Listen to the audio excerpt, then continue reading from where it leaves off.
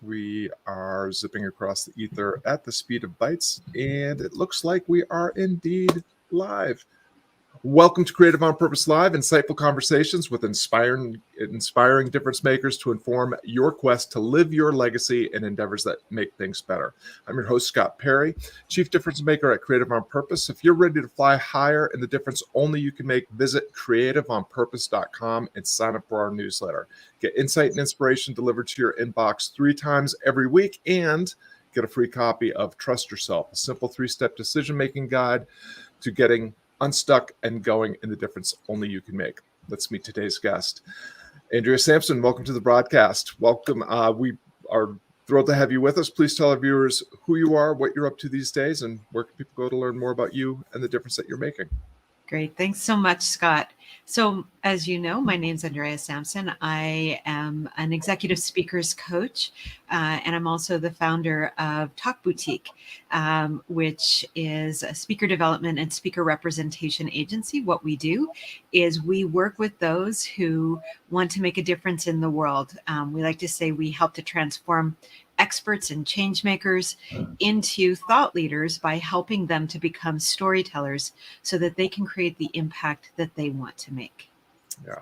And just by way of disclosure, I came across Andrea's work through the work of Kylie Slavic, who I'm working with in a program called Conscious Marketer, and was really, really not impressed by the conversation you had with her and Richard on their Conscious Marketer podcast. And I love that your work really weaves in some of the themes that we explore in detail here at Creative on Purpose. Part of that is the idea of being a difference maker, being a change agent, but also the power and importance of story. I wonder if you wouldn't mind by just sharing first a little bit of your origin story. How did you get to this point of helping other people tell their stories? I imagine that there's a pretty good story of your own in there as well. Yeah, well, that could probably take all day, but I'll try and give you the short version. I spent most of my career working in advertising. I worked as a very senior executive, in what I was called a planner, which meant that I studied human behavior. I did a lot of research, understood core insights as to why people made the buying decisions that they do. And I came to a point in my career where I knew I didn't want to spend much more time in advertising. I wasn't able to really make the impact that I want to. I came to understand that I was an idealist in a capitalist world. And so I needed to make a change, but I didn't know what I was going to do. And the reality was, while there's lots of things I could do after advertising, I had gotten to the point where I really wanted to make a difference in the world. And so I had this great opportunity. I was hired by TEDx Toronto. And I was hired as a speaker's coach, and I didn't even know what a speaker's coach was. But I thought, my job was presenting all day, every day. And I love TED Talks, and I figured I'm a pretty smart cookie. I can probably figure this out. Well, that first year in working with TED speakers was incredible because what it did was it opened my eyes to a whole new world. You see, working in advertising, you tend to often see the, maybe not the worst, but you're seeing sort of the more negative side of the world because we're always looking at what's happening and how do we respond to it. And TED was all about looking at the good side of the world.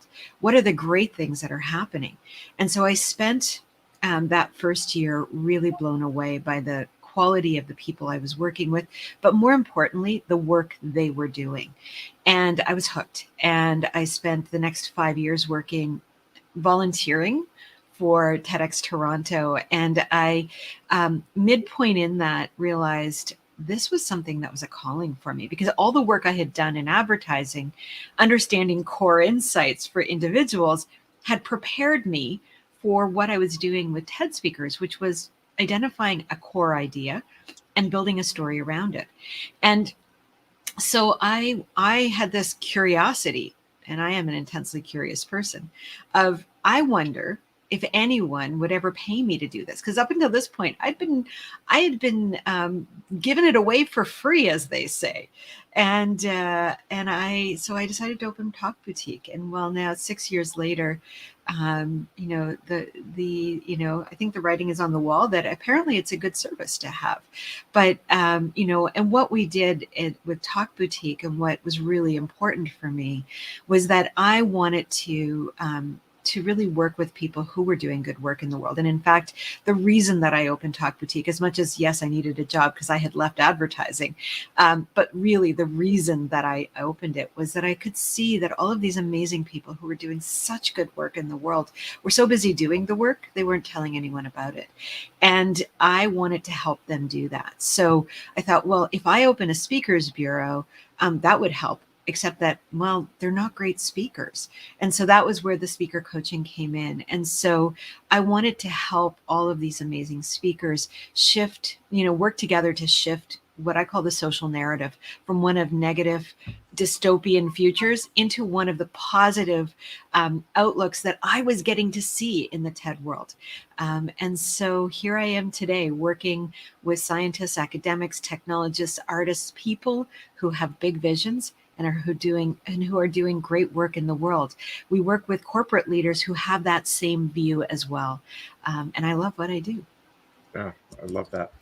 Well, it's interesting that you said you've been at Talk Boutique for about 6 years, building that endeavor, which is about as long as I've been building the brand Creative on Purpose. So that's another thing that we share in common. And I love a couple themes that you wove in that I just want to highlight. One is, you referenced that you kind of were voluntold into this position and, didn't really know what it was that you were being asked to do, but trusting yourself that you're a smart cookie and that you could do it. And I think that trust in yourself is such a vital element of anybody that aspires to or wants to advance to the difference only they can make, is they have to trust that they can figure things out, that they possess everything within them that they need to embrace the wonder and the rigor of making whatever needs to happen.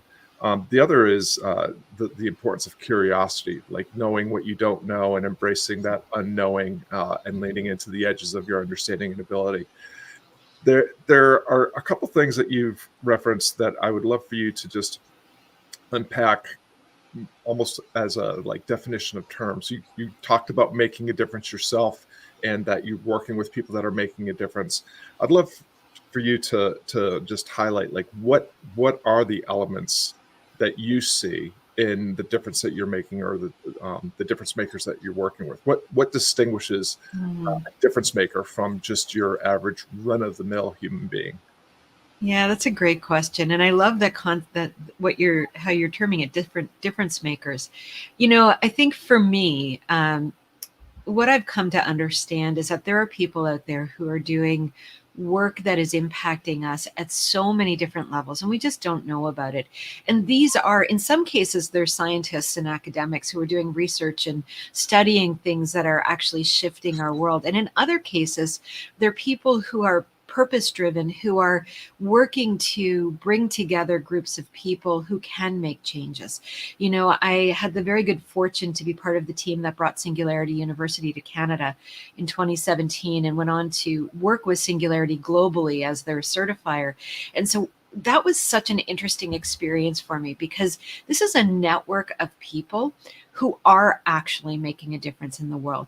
And like I said, for many of them, they're discovering new things about our bodies, new ways that our minds work, helping us to live longer or to solve some of the world's greatest challenges, anything from poverty to homelessness to hunger. These are grand challenges that we have, and for so many of us that work in this space, we're familiar with the UN's Sustainable Development Goals, and that's the level at which many of the people who I work with are working. Now, one person cannot solve these problems, but many can, and that's where the communities come in. And so my job, this was a sort of a big realization for myself. Here I was working with these incredible TED speakers, and I'm thinking to myself, wow, what can I offer them? Look at what they're doing. And what I came to understand was that my gift is a gift of communication and what I call translation, really, because what I do is I translate the complex into the simple. And that's a gift that they need it. And it's a gift that the world need it, because without me helping them to do that translation process, others wouldn't understand their work or the importance of it. And without understanding the importance of it, it wouldn't be supported. And then that work wouldn't get done. So while I always am a little reticent to call myself a change maker, in some small way I do help. And I, so that's sort of my view on the, as you call, the difference makers and what they are. Yeah. I think that I really appreciate you sharing that. What I was hearing is that to be a difference maker is, I heard three things: people that are purpose driven, people that are problem solvers, and people that have a unique perspective to share about a common challenge or situation that needs to be addressed. And I love that you also pointed to that vulnerability of, I think all of us are challenged to embrace our power at making a difference and to acknowledge that in our own way, every single day, in our day-to-day relationships and routines, we have a profound difference maker uh, power in just our conversations and the work that we do, that we really do. We often are told to look for the return on the investment of our time, attention, and so forth. But really what I think we want is forging meaning and identity through the ripples of influence and the ripples of impact that we have through the way we approach just our day-to-day lives and our kind of work. Our work and our life can be very integrated when we come from this position of wanting to make positive change for the better happen with and for people we care about. So I love all that you just shared. And then, of course, your real superpower as a difference maker is in storytelling, but also helping others find and share their stories. So I'd love to just get your perspective. It's something that we talk about quite a bit at Creative on Purpose, because it's how I think we all make sense of the world, is through narrative, through storytelling. Mm-hmm. What is a story, and why is it so important? So stories are our lives. Stories are everything that we think of. I read Yuval Harari, his book Homo Deus, and in it he talks about how stories are literally how we exist in this world. Every company that we work for is nothing more than a story. And so a story is really a collection of information put together in a way that helps us to understand a unique perspective. Now, we tell stories so naturally. As humans, we are hardwired for story. In fact, we love it so much our brain lights up, and there's all kinds of brain science around storytelling. But where story really, I think, becomes effective is when we choose to use it intentionally. When we understand that we as humans have this unique ability to create contextualized understanding through stories. Because the reality is, we all live the same story. It's just the details that are different. And so when you think about that, so as I tell you my story and as I give you the unique pieces of my life, you are listening to my story in a way that's lighting you up in your world. And when I choose to do that with intention, and what I mean by that is when I have an idea, something I want you to understand, the reason why I'm telling that story. And I intentionally build that story, the details, the information, the sensory data, all of the indicators around that idea. What happens is you become intrigued. And not only do you become intrigued, but that idea stays with you. Now, think about that. Think about any TED Talk that you've watched, and we've all watched TED Talks, right? What happens? So you listen to that TED Talk, and if you're at your computer, what happens is you watch it, you're intrigued, it's interesting. You might even kind of walk away and think about it a little bit more, but it likely stops there. the difference, and you said it just a moment ago, it's the conversation, which is key. And you see, this is where storytelling is really important, because when we tell stories through conversation, they're really, really impactful. You see, that TED Talk that you just watched, you might meet up with me a day later and you say, I just watched this great TED Talk and I think you should watch it. And I go, oh, I've already seen it. And now we start talking about it. Now what happens? You go, oh, here's what I got from it. I love this story because, and then I say, oh, really? I didn't take that at all. Here's what I loved about it. Now what's happening is we're connecting. First of all, we were interested in the TED Talk, but now we've got connection happening. The connection happens at a personal level. But what's also happening is that there's a level of understanding that's happening. It's a new understanding of what we watched in the TED Talk, a new understanding of who you are, Mm-hmm. and a common understanding of the idea, because that's what we've done.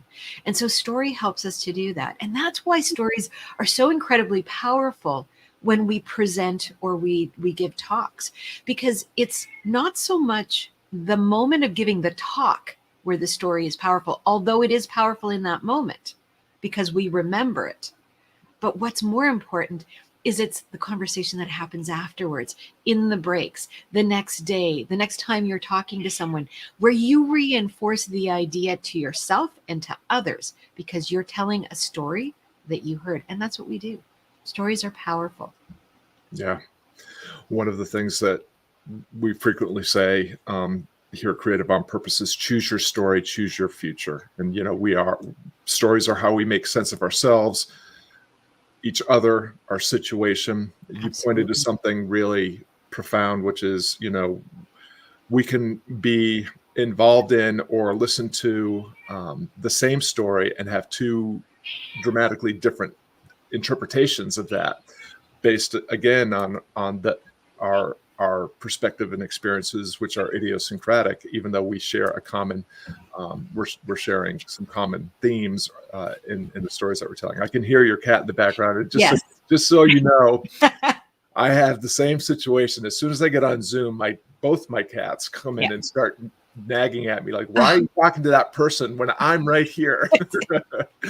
So your cat is telling themselves a story. That's right. And he's now joined us. So he'll be with us. This is Milo. Hey, Milo. Oh, that's a great name. Milo is one of my favorite characters in literature from the Phantom Tollbooth. That's fantastic. Well, I love everything that you've shared, and thank you for that perspective on both difference making and story. I think those two things go together so profoundly. I think also one of the things that you touched on earlier that I would just love to hear more of your experience around is, you talked about difference makers are purpose-driven people, and it sounds like you bring a lot of purpose and passion to the work that you do. And one of the things that I have noticed is that many of the folks that come in here to share their experiences as difference makers really come at it from a values-based, they have strong beliefs, core values, guiding principles that really help them navigate all the uncertainty and vicissitudes that come along with a journey and being a difference maker and making meaningful change for the better happen. So I'm curious, what are some of the core values or guiding principles or beliefs that inform and inspire your journey in the work that you're doing at Talk Boutique? Yeah, early on at Talk Boutique, we created our corporate values, and it was really important to me that we have a set of values that guide us, and those values are I think we use them in everything we do, and the values are that we need to. The first one is to create impact. We want to create impact in the world. The second one is curiosity. Having a curious approach to the world. The third one is strategic risk taking, because you can't create impact if you're not willing to take risks. And then the fourth one is community. It's about connecting with people. And so when I think about purpose-driven values, it is really about understanding, first of all, who are you as a person? Because all of us come every day to whatever job we come to with the human That human comes along with us no matter where we go. And we have to understand what values we each have and how they either align with or are in conflict with the values of those who we choose to interact with. And that could be the companies we work for and with. It could be the individuals that we work with every day. And so, for me, I know for sure when I am embodying my values, everything that comes to me comes through the lens of those values. It's when I am choosing, because we all have moments of weakness, to ignore my own values, that things shift and that it doesn't get so great. And that suddenly I meet up with people who I'm not really aligned with. And, that's what I love about values driven, purpose driven lives, is that you can always go back to those values and you can go, oh, look, here's where I was out of integrity with the values that I've chosen. And it shows up every time. And, it sometimes is a hard lesson. And sometimes it's hard to admit that we're the one that created it. Because, you go, really? Would I do that on purpose? Well, maybe not consciously, but somewhere along the line, I did. And so, so maybe I was not taking the risks I should have been taking, or perhaps I came at it from that place of I know more than anyone else and not let the curiosity open the door. Or perhaps I was, in an insular moment and not inviting community. Or maybe I was more focused on how I was going to get ahead than the impact that the work that I do could create. And so these are, for me, those are very personal, but that is how I live my life. And I do come back and look at those values and those purposes often. And how is my business serving my personal purpose? And my business purpose and my own personal values, because I'm the founder, truthfully are the same. They've kind of had to be. But you might work in a company where your values are different from your company's, but that you still need to look at your own personal values and look at, are you living to them? Are you in integrity with them? And if you're not, what can you do to make sure that you are? Because that's where life is maybe a little easier, or perhaps not easier, but more comfortable. Yeah. Well, you've used two words that are really near and dear to the work that we do here at Creative on Purpose, which is intention and integrity. And that, that's really for us, what's required if you're going to be creative on purpose is you have to have a clear intention, and it should be a worthwhile intention that, and it should be made and executed with integrity for with your values, and working with and for people who share your values and need your talents to enhance their lives. Is that all of that is really, really profound. And I just want to highlight the values that you listed, because I think they're really important. Is the value of impact, curiosity, strategic risk taking, which I think is so powerful, and community, all things that we talk about quite a bit here as well. And that idea of strategic risk taking, I'd love to have you just unpack that a little bit more, because, and the curiosity piece too, maybe, because my assertion is, we appear to live in a world where people are rewarded for their certainty and their overconfidence, and sometimes we associate this with the idea of being an expert.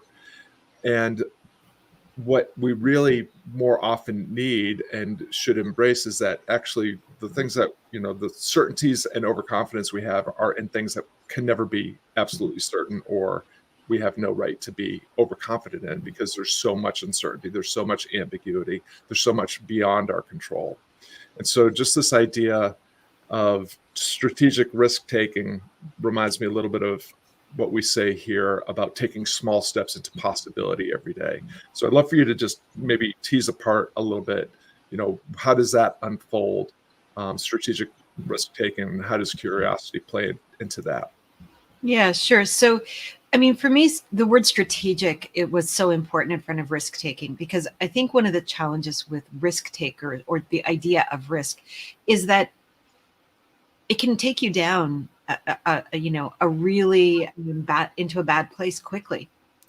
Not to say risk is bad, it's not. It's good, but you have to think about it. Strategic risk takers, and what we actually have a little sort of like explanation for our values, and we talk about the fact that we embrace discomfort, and that we know, as we know, the outcome of courage is the opportunity to further ourselves and our business.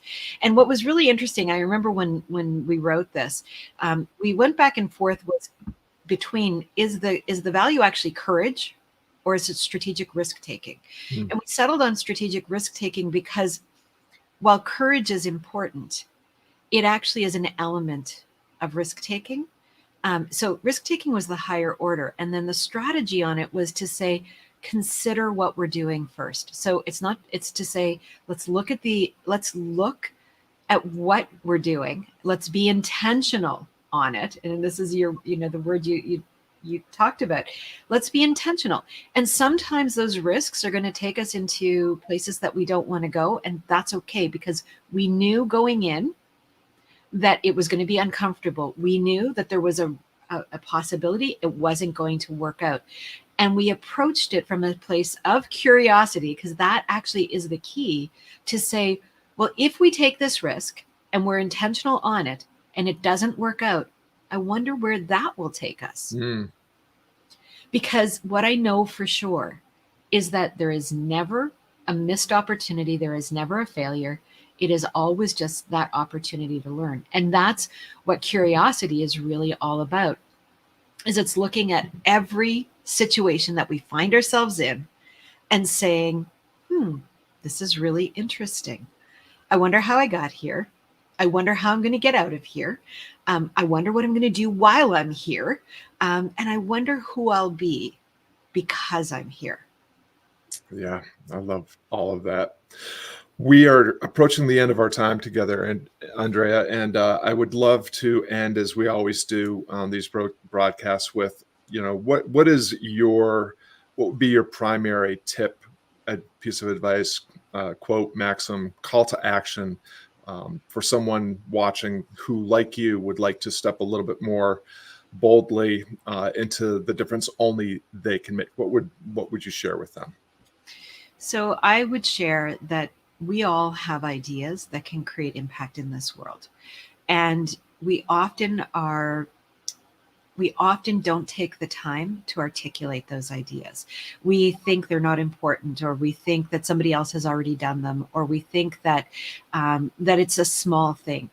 But what I've come to know really, really clearly is that while there are so many things out there in the world that are already being done, each one of us has our own unique, specific thing that we can offer, whatever that thing is, and to look at it differently. And that will help. That will help in a broader way. We don't always know the impact we create, and we're not meant to. It's not really important that we know. It's important that you step into the idea that you have, and that is really who you are. Now, that's a big idea. So what I want you to do is to make it smaller and just think about, what is the topic that you want to impact, and what is your unique how in activating that, and then the why you're doing it. What is the purpose? What is the impact that you could create if you were to do that how with that what? And I just kind of gave you a little bit of framework. We use this a lot with our speakers. It's a what, how, why framework, but it starts with the what, the topic, goes to the how, the process. That's you. That's all you. And then it ends with the why. And I thought that would be helpful for people to maybe just define the idea that they want to get out in the world, and to take one or two steps towards it. Love it. Define and deliver the difference only you can make. That's awesome. Well, thank you so much, everyone, for tuning in. Andrea and I really appreciate you lending us some of your valuable time and attention. And we hope today's broadcast motivates you to take a bolder step into possibility living your legacy. You can learn more about Andrea and the difference she's making at talkboutique.com. And of course, it's always great to see you at creativeonpurpose.com as well. If you're listening to this podcast as a podcast, please consider leaving us a 5-star review. And now, take the insight and inspiration from this conversation and fly a little higher in the difference only you can make. Andrea, thank you so much for taking the time and sharing your wisdom with us today. Thanks so much, Scott. I really enjoyed it.